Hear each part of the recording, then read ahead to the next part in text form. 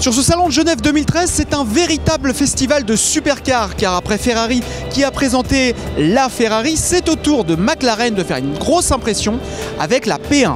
916 chevaux, c'est la puissance maximale de cette McLaren P1. Pour cela, elle fait appel à un V8 de 737 chevaux, mais il est complété par un moteur électrique. C'est donc une voiture hybride. Une voiture hybride rechargeable qui peut rouler en tout électrique jusqu'à 50 km/h et ce sur 20 km.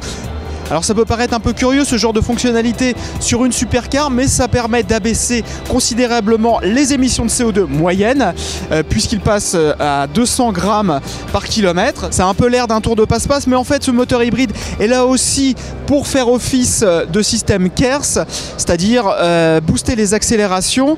Ces accélérations justement qui sont complètement délirantes. La voiture atteint les 300 km/h en 17 secondes.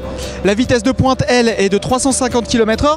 Et à cette vitesse, on imagine qu'il faut quand même de l'aérodynamisme très travaillé. Ça se voit sur sa carrosserie. On a notamment cet aileron qui est déployable. Ça se déploie au volant avec ce petit bouton bleu que vous apercevez.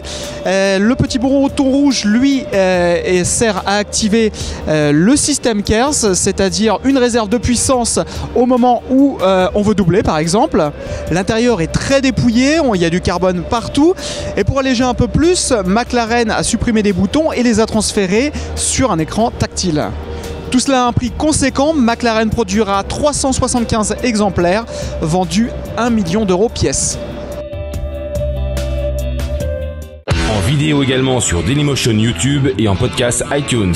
Retrouvez-nous sur Facebook /Cartech et sur Twitter @Cartech.